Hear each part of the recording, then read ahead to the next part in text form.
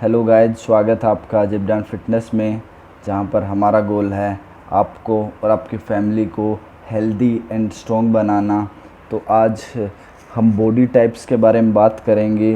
Types of human body, कितने type की body होती है, कैसे उनको ग्रो कर सकते हैं, क्योंकि अलग अलग टाइप की बॉडी होती है हर किसी की।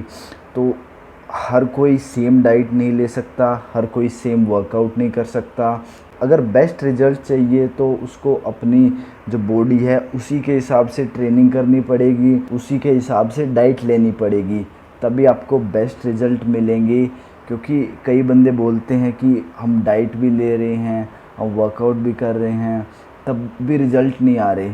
तो क्या पता आप गलत डायरेक्शन में जा रहे हो। जैसे आपकी बॉडी टाइप है, आप उसके हिसाब से डाइट ना ले रहे हो, उसके हिसाब से वो वर्कआउट नहीं कर रहे हो, तो आपके यहाँ पर सारे डाउट क्लियर हो जाएंगे। अगर फिर भी कुछ रह जाए तो आप कमेंट बॉक्स में ज़रूर बताएं, मैं उस डाउट को भी क्लियर करने की कोशिश करूँगा। तो चलिए स्टार्ट करते हैं।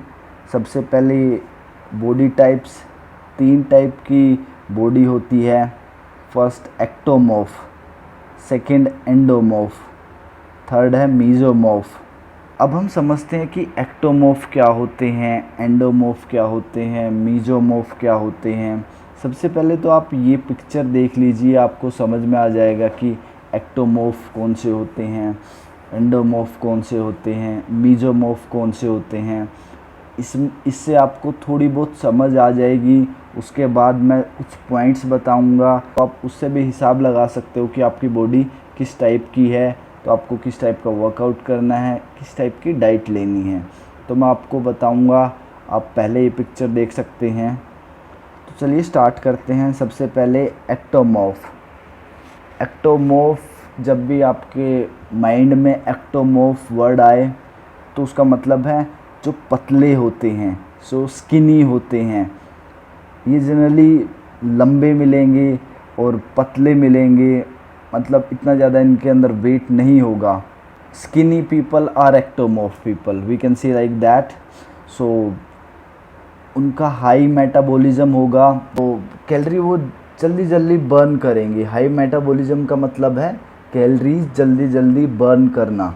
उसके बाद उनको थोड़ी सी दिक्कत आती है वेट गेन करने में, मसल गेन करने में, लेकिन ऐसा नहीं है कि वो वेट गेन नहीं कर सकते। बिल्कुल हो सकता है। उसके हिसाब से चलना पड़ेगा। जैसे जो एक्टोमॉर्फ को डाइट चाहिए, जो एक्टोमॉर्फ को वर्कआउट चाहिए, उसके हिसाब से चलना पड़ेगा, तब आप अपने डिज़ायर्ड रिज़ल्ट बिल्कुल अचीव कर सकते हैं। मैं पहले एक्टोमॉर्फ, एंडोमॉर्फ, मीजोमॉर्फ के बारे में एक बार बता दूं, उसके बाद डाइट और वर्कआउट बताऊंगा तीनों की। उसके बाद आते हैं एंडोमॉर्फ। एंडोमॉर्फ मतलब मोटे लोग, जो तो हाइट जिनकी थोड़ी सी कम होती है लेकिन वो हैवी होते हैं। शोल्डर उनके नैरो शोल्डर होते हैं, और हिप्स पे आपने देखा होगा ज़्यादा फैट होता है, टमी पे बहुत ज़्यादा फैट होता है। इनका वेट गेन आसानी से हो जाता है। अगर ये बोलते हैं कि अगर हम कुछ भी खाते हैं तो हमारा वेट गेन हो जाता है, तो ऐसे लोग एंडोमॉर्फ में आएंगे। और इनको वेट कम करने में दिक्कत आती है। बोलते हैं कि हमने बहुत ट्राई करा लेकिन हमारा फिर भी वेट कम नहीं हो रहा।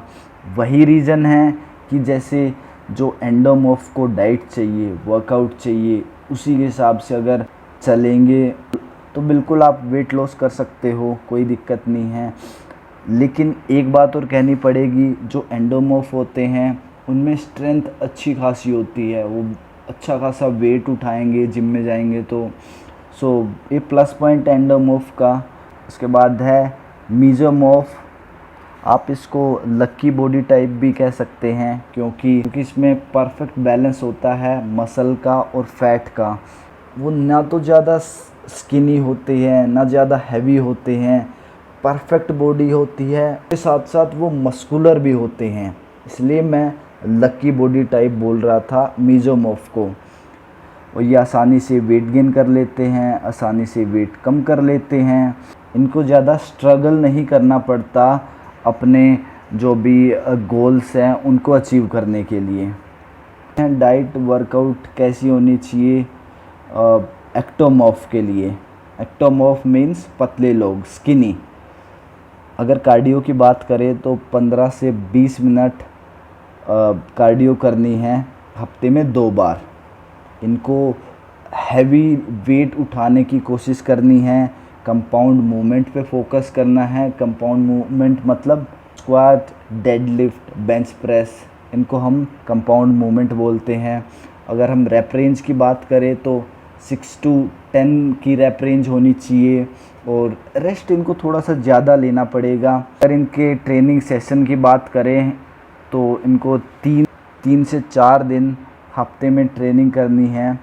और कैलोरीज सरप्लस की बात करें तो 600 to 800 कैलोरी सरप्लस में होने चाहिए ये। जो इनकी मेंटेनेंस कैलोरी है उससे 600 कैलोरीज ज़्यादा, और ज़्यादा से ज़्यादा हेल्दी चीज़ें खाने की कोशिश करनी है। हाई कार्ब्स होनी चाहिए डाइट, बट कार्ब्स भी वो हेल्दी वाले होने चाहिए। यानी कि आप बर्गर से कार्ब्स ले रहे हो, पिज़्ज़ा से कार्ब्स ले रहे हो, हेल्दी ऑप्शन है हमारे पास कार्ब्स के। अब बात करते हैं एंडोमॉर्फ। एंडोमॉर्फ जो मोटे इंसान होते हैं। अगर कार्डियो की बात करें तो सबसे बेस्ट है इनके लिए HIIT, high intense interval training, जो जिसके 4 से 5 सेशन करने हैं पूरे हफ्ते में।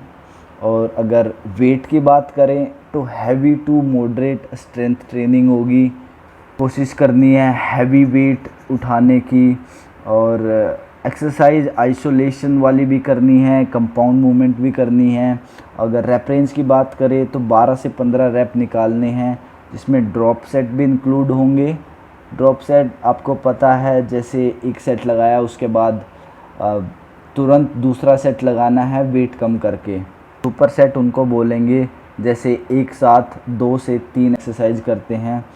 और रेस्ट कम लेना है सेट्स के बीच में। हफ्ते में 5 ट्रेनिंग सेशन होने चाहिए, और कैलोरी डेफिशिएट में रहना है। कैलोरीज मतलब आपको कितनी कैलोरीज लेनी है। Protein and fat should be high with low carbs. Protein और फैट की क्वांटिटी ज़्यादा होनी चाहिए, बट कार्ब्स कम लेने हैं आपको। फॉर मेसोमॉर्फ कार्डियो की बात करें तो 3 बार कार्डियो करनी है हफ्ते में, वो भी मॉडरेट पेस के साथ। अगर वेट लिफ्टिंग की बात करें तो मॉडरेट टू हैवी लिफ्टिंग करनी है आपको। 4 से 6 की रैप रेंज होनी चाहिए अगर आप हैवी वेट उठा रहे हो। अगर आप मॉडरेट वेट उठा रहे हो तो 15 से 20 रेपिटेशन निकालने हैं। हफ्ते में 4 से 5 ट्रेनिंग सेशन होने चाहिए। और कैलोरीज आपको कितनी लेनी है, 2500 कैलोरीज पर डे। कैलोरीज कहाँ से आनी चाहिए, मतलब कितनी कैलोरीज कहाँ से आनी चाहिए। 50% कैलोरीज कार्ब से आनी चाहिए, 35% कैलोरीज प्रोटीन से आनी चाहिए, 15% कैलोरीज फैट से आनी चाहिए। आई होप जो मैं बताना चाह रहा था आपको वो चीज़ें समझ आई। अगर अब भी आपके कुछ डाउट है तो आप कमेंट बॉक्स में ज़रूर बताएं। और thank you so much video को पूरी देखने के लिए। तो चलिए मिलते हैं नेक्स्ट वीडियो में। तब तक मेहनत करते रहिए, अपने आप को कल से बेहतर बनाने की कोशिश करते रहिए।